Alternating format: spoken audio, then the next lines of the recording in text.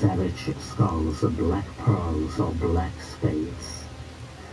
Men Flash försvann in I ljudet och musiken. And at that point in time, I then understood what, mono versus stereo. And probably the first real musical appearance of stereo was probably a Barry White record where, the left channel would be like the cellos, then the bows would be in the right channel, and then the drums would be up the middle, and the background vocals would be like kind of panned off to the left and the right, sort of in the background, and then Barry White's voice would be right at the center. So from there, I kind of learned what stereo meant. My edge is rhythm. I have tremendous rhythm in every instrument that I give a line to, whether strings or a dobro, or 12-string guitar, bass, or drummer. Everything that we do is rhythm. For you to move your arm from here to here is rhythm. Everything is mathematics. To take violins, to take horns, and to take rhythms and blend them together where you hear 2 or 3 music going on at the same time. All those kind of things. Those are things that I love doing. Yes, I created my own sound from many other sounds that I heard in the past.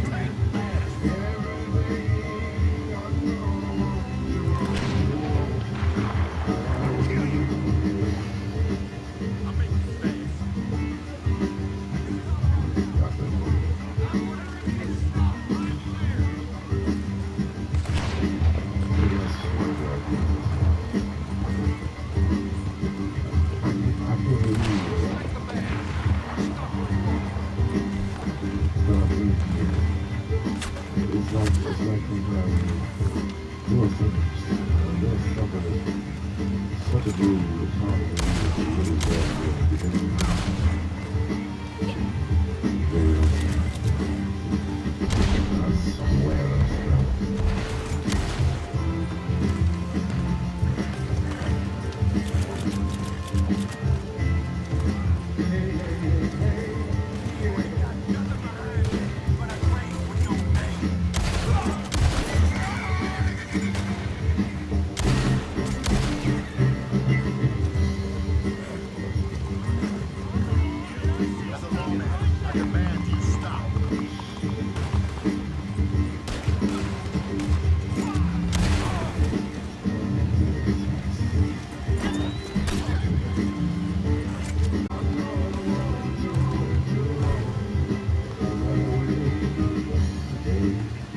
Why didn't you become a so-called traditional musician, if you know what I mean? All during my high school years, I had a certain amount of classes that I had to be to, but when I went to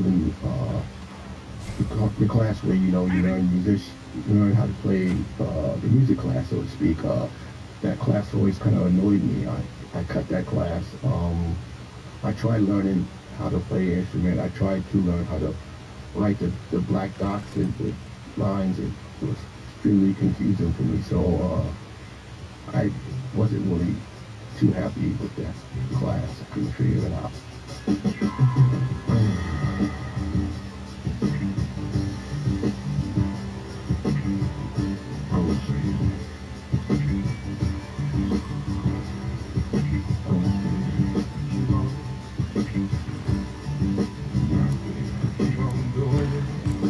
The greatest gift to him was that he couldn't read music. That's why he put counter rhythm on counter rhythm and did things on his own. So maybe it was your gift as well. I would say probably so, because even with Barry White, he would have the funky, but he would put strings, these lush, wonderful strings over the top of it, which made it incredibly special. Yeah. The meeting of the worlds, like your music. Okay, yeah, I guess, yeah. För att det blev så kallade traditionella musiker föll sig inte naturligt för Flash. Elektronik var hans passion och han befann sig vid Ground Zero. Mellan Fox Street och 163 gatan. Här fanns bilvrak med högtalare och övergivna ljudanläggningar i skräphögar vid utbrända byggnader. Med ihopplockade delar byggde Flash så småningom sitt första sound system. Flash var på rätt plats vid rätt tid. Södra Bronx i början av 70-talet. Ett himmelrike, ett helvete, ett kulturellt epicentrum. This ain't Disneyland, this is the Bronx. Either you beat songs or you beat Bronx. What's wrong? Wasn't hell, it wasn't heaven, it was just home. Journalists characterize it as hell. To me, it was home. It's home. Africa Bambata. But most people have this myth that the whole Bronx was burned out, broken glass everywhere, people pissing on and they just don't care like the message said. The Bronx was not all burned out. You had certain areas that was burned out that President Carter and a couple of had to come and visit. And then you have the areas of the Southeast Bronx with many Teams, knowing that the beat would be on time for them. Then later on, of course, for the rappers. Budskapet i ett bombat New York. När Flash såg modern graffiti. Hur ungarna fick bokstäverna att svälla och ta över. Inspirerades han att måla med beats och hitta sitt eget språk. Graffitin fick den unga tonåringen att tänka i ljud på ett nytt sätt. Charlie Ahern gjorde filmen Wild Style. It was all around us, and everywhere you went in New York City, there was tags on the walls, paintings everywhere. So in a sense, we were living it in the middle of this, and the city was in a total state of collapse. all the social services were being shut down, buildings were burning in the Bronx, and you had, in a sense, a state of chaos and deprivation among people all over New York City. So this created a condition where hip-hop could exist without people really being able to stop it, or it also created a need for it, in a way. People needed a point of organization. Kids were without parents, parental authority. The school system had broken down. New York var nära kollaps. Det fanns behov av något som kunde lyfta människor. Och tack vare tillståndet i New York var det heller inget som kunde stoppa hiphop. Över 300 olika gäng härjade på gatorna i The Bronx. Ett av de mest beryktade, Casanovas, fungerade också som livvakter åt en del artister. De skulle bli flashbeskyddare.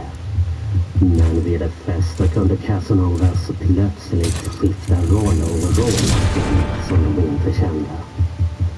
Africa Bambata styrde gängmedlemmarna bort från våld och kriminalitet till något positivt med hjälp av musik, dans och graffiti.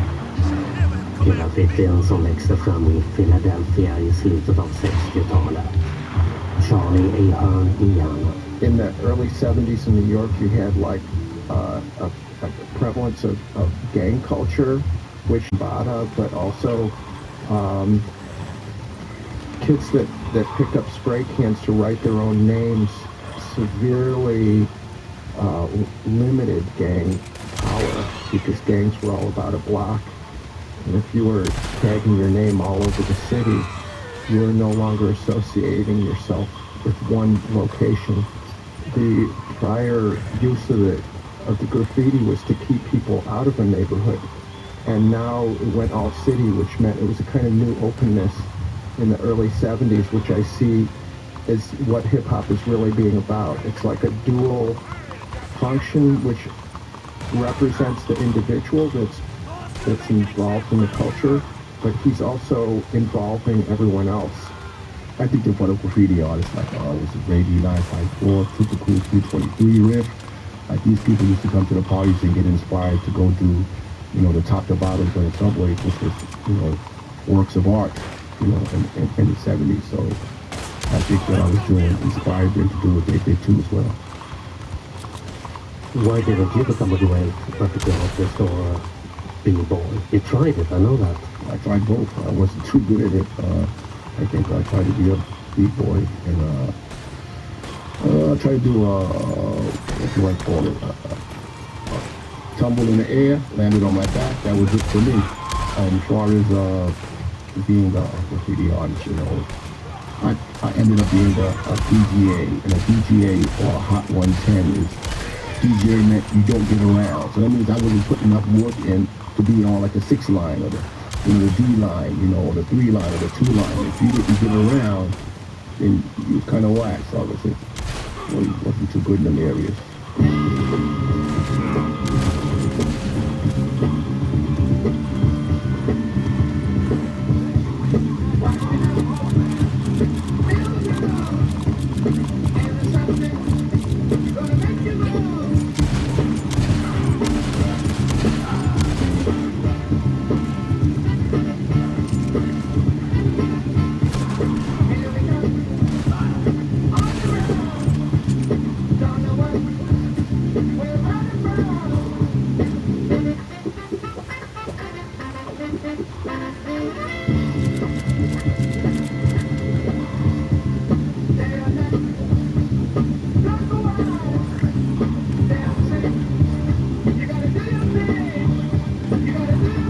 Kulturens utkanter, där det fanns några DJs som påverkades av cool hört. Att med en monstruös anläggning som både hade volymen och ett rikt frekvensregister skapa något nytt och bättre med hjälp av break-partierna från mer eller mindre kända hits. Det här kunde ske var som helst där det gick att koppla in sig. Parker och skolgårdar i södra Bronx var inte instängda platser som i medelklassområdena. Vilket innebar att de kunde användas av utövarna och dess publik utan motstånd från äldre eller polis. Det värsta som kunde hända var att DJ:n blev bötfälld när han stal ström från en elbox.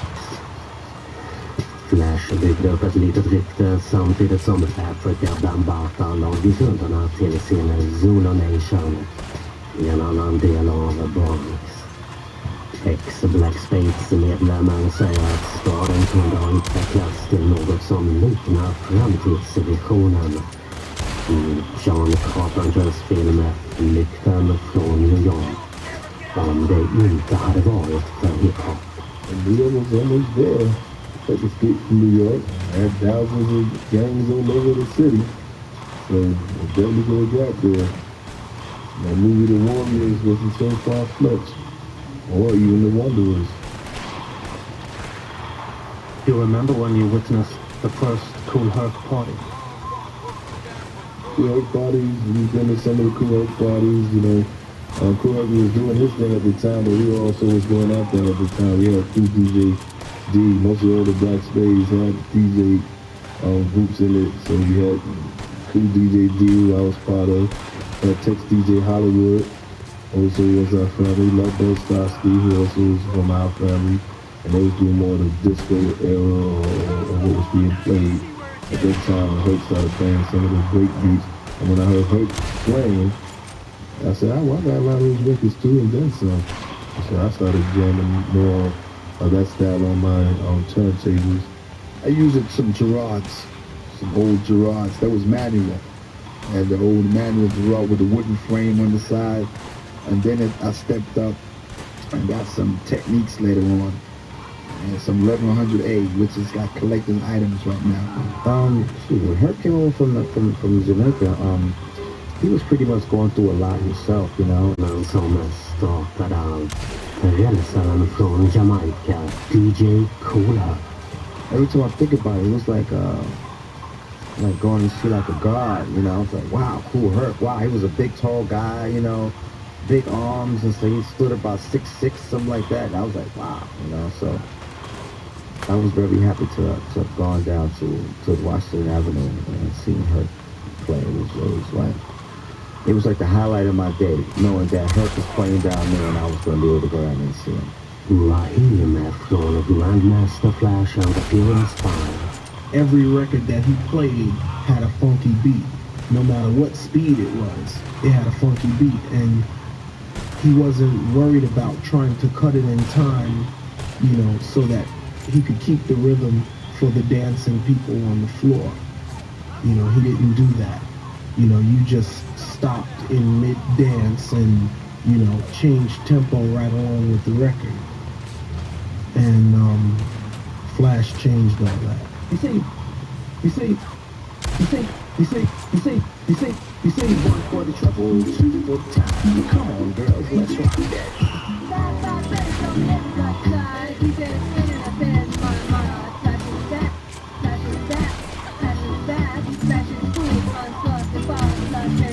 You say one for the trouble, two for time. Come on, girls, let's rock that.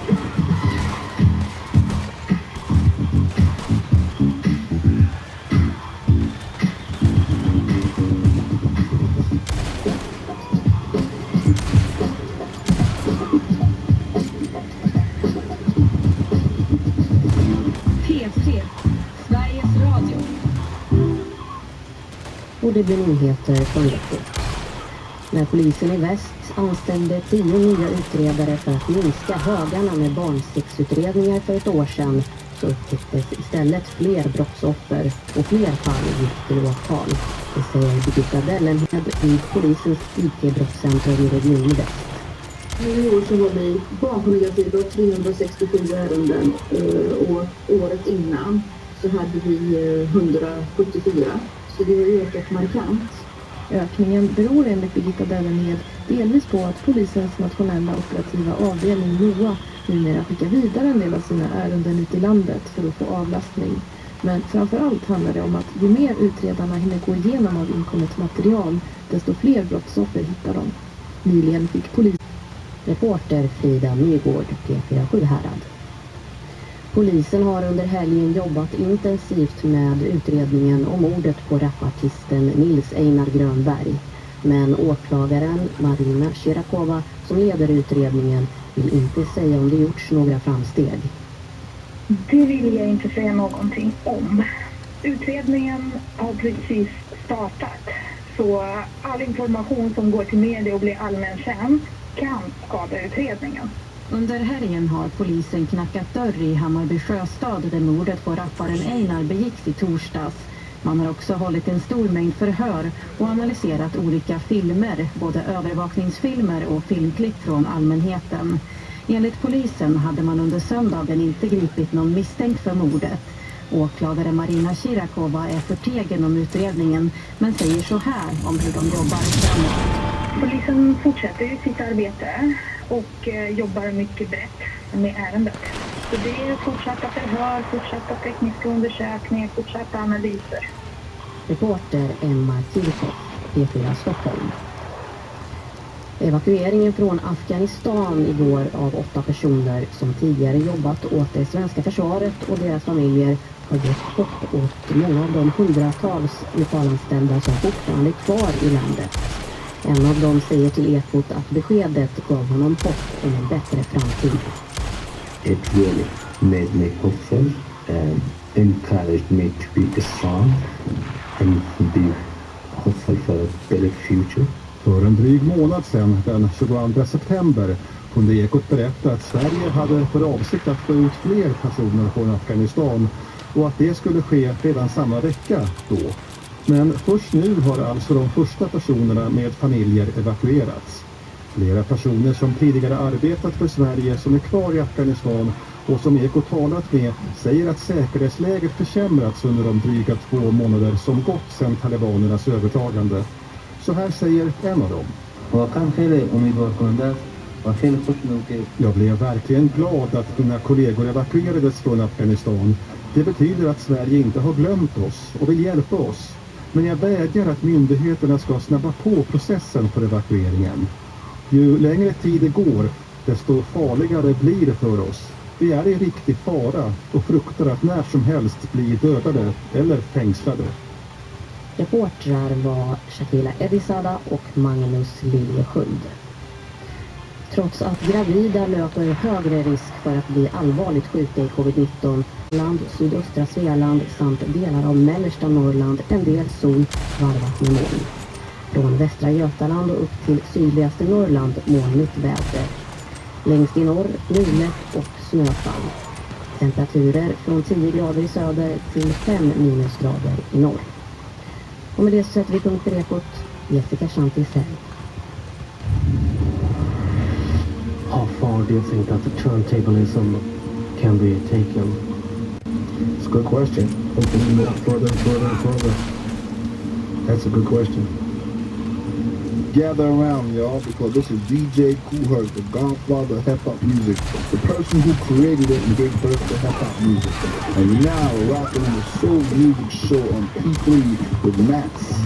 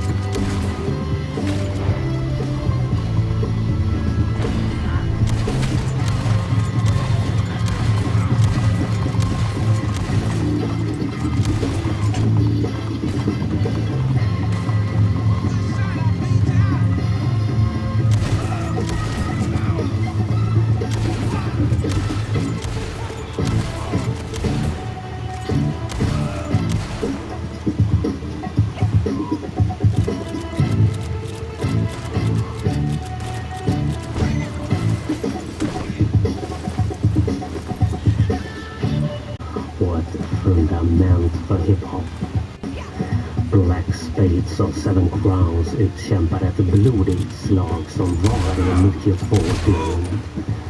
Människor blev så vana vid våldet och skottlossningarna att de döpte stadsdelen till Lilla Vietnam. Men när DJ Kool Herc hade en fest, då utbröt en vapenvila. I varje fall så länge hatet varade. Kool Herc eller Clive Campbell kom från Kingston, Jamaica till USA 1967. Hade med sig Earls Sound System-mentalitet och överförde den till amerikanska förhållanden.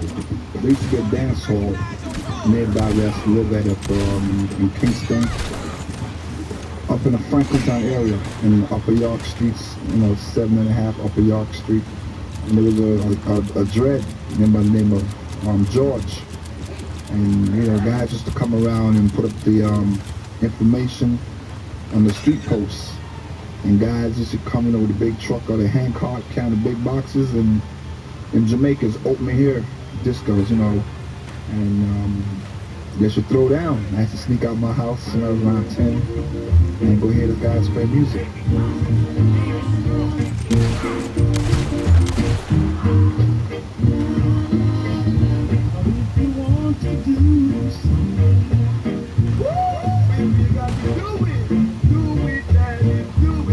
At the time when I started, there was no rapper. You all.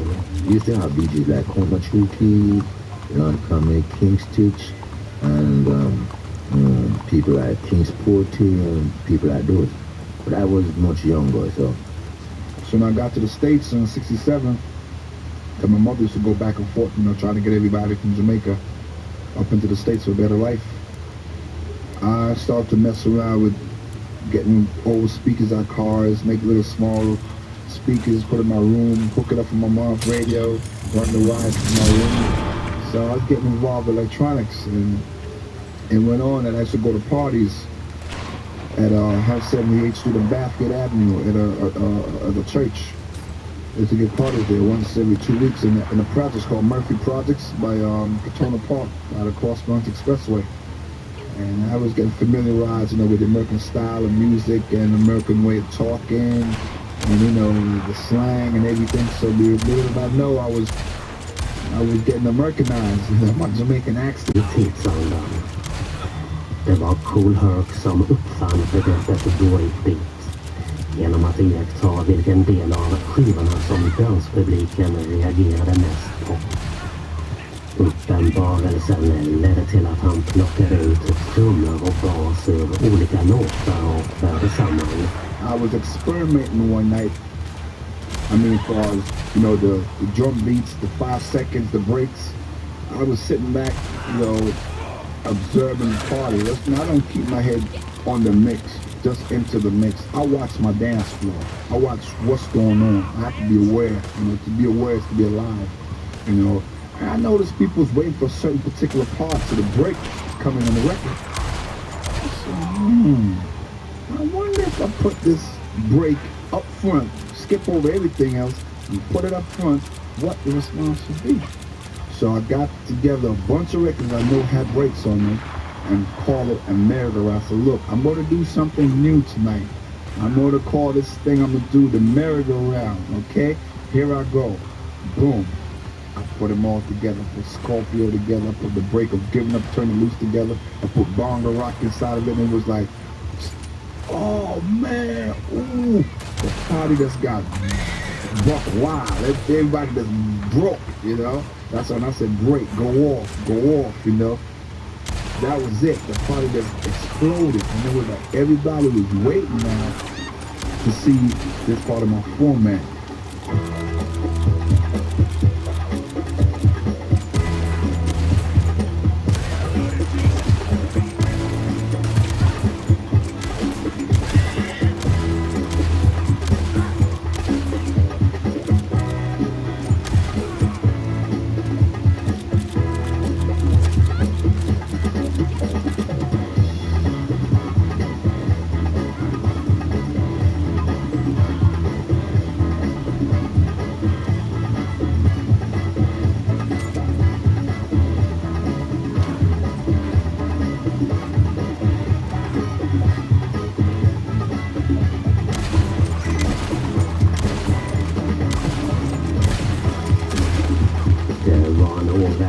känsla att obarmhärtigt vandra runt med cool här på Manhattan.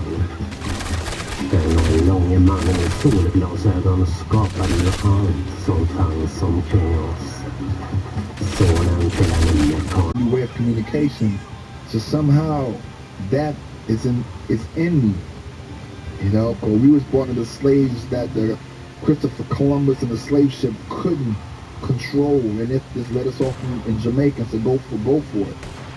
So somehow is the roots of my roots is in me, stretched from Africa, far as that I like, you know, bass line, and that's what reggae music is about, drum and bass. And I took the best of American music, drum and bass, out of the records and put it together. You know, so basically my bottom line of my music is concussion. And that's what we used to use in Africa to communicate. You know, the drums is still speaking loud.